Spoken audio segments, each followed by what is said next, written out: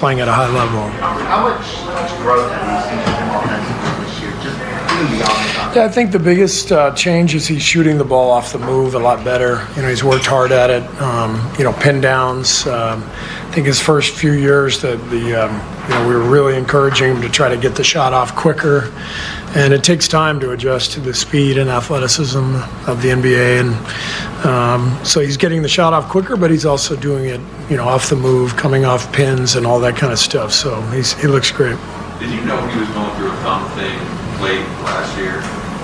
Did I what? Moses was going through like an issue with his thumb late last year. I mean, how aware of that were you? Because he really struggled to shoot.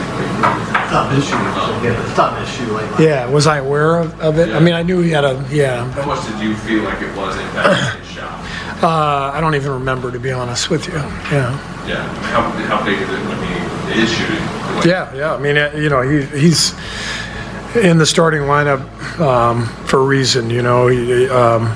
On-ball defense and space the floor, knock down shots, complements the other starters really well.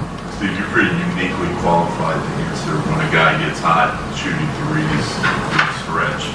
Is there something that you see when somebody gets rolling from deep that is a connector between those performances when the guy plays? Yeah, I mean, it's what every athlete is searching for, that zone. People call it the zone or the flow, whatever you want to call it, but mind and body come together, and it's a beautiful thing to watch. And obviously we've seen Steph do that a million times, and Clay, but it really is fun to watch when it does happen, because these guys work so hard and there's so much pressure on them and stress, and you could see Moses had like a little smile on his face after each one, and it was beautiful to see. Considering what your schedule has been, how important is it to get kind of stress-free low minutes when I think Steph played like 25? Yeah, we needed this. We didn't play particularly well. There's not a whole lot to talk about other than Moses' hot first quarter, 21 turnovers. We got wild out there, but that team is obviously going through it right now. So we needed the win. We've put ourselves in a good spot, on this trip after that first game in OKC. So I'm proud of the guys, and now we've got really tough back-to-back to finish it, and be great to finish strong, but just getting through this stretch. I mean, we circled that Miami game on the calendar at the beginning of the year. It's a culmination of 17 games, literally all over the country in a very limited amount of time. I'm pretty sure we're the only team in the league that's played 15 games at this point, and for sure we will be the only team to have played 17 by the time that Miami game's over. So finally, the schedule finally softens up a little bit. We'll have a little practice time, and hopefully, guys will be feeling good, and we can kind of settle into the season a little bit. Speaking of that, do you think it was just a bit fatigue and everything like that with Steph struggles today, or was it? Yeah, I mean, 2 really emotional games, high-level games in San Antonio, and kind of a natural letdown after those games, and the game started out pretty free and loose with Moses knocking down all those shots, and then everybody got loose. I mean, Jimmy, Steph, and Dre had 15 turnovers combined. And that's that was just too much for us to find a rhythm, but I think there are games like this where it feels loose and free, and as a result, people get a little careless with the ball. The South said his joints feel good. Joints He's feel eating good. Man. Listen, there's a little bit of grease in that food over there in the South. It makes you feel good. Makes you shoot the ball a little bit better. Well, it never made me shoot the ball better. My mom make come all the time, man. He must got some special sauce in there.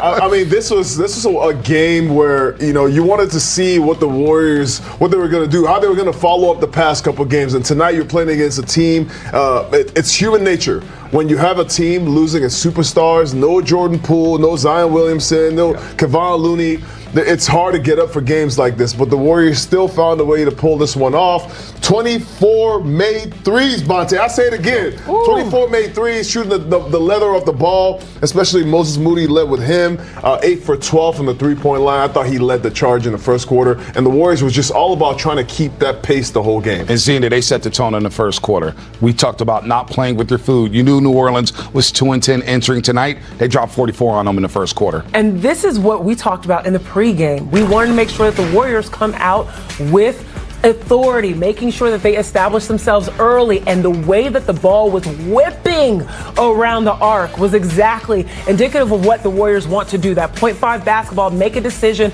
be ready to shoot, coming off screens hard. That's all the Warriors were doing. Now, I will say this, between that first quarter and that second quarter, things dropped off a little bit, but the most important part here is starting strong. If they had not built that lead, the Warriors would not have been able to keep that lead going into the second half of the game, because you saw New Orleans was not going away easily. But when you start strong, you're able to carry that momentum throughout the rest of the game. I mean, the way they started, the Warriors were able to move the ball. They got the ball to Moses early in the game. He caught fire. And this is why the Warriors system works so well. Everybody touches the ball. Everybody's a threat. You don't know whose night is going to be on any given Sunday. And tonight was Moses Moody's night. Steph Curry has been carrying the load. I wanted to see how the Warriors were going to take advantage of playing against New Orleans.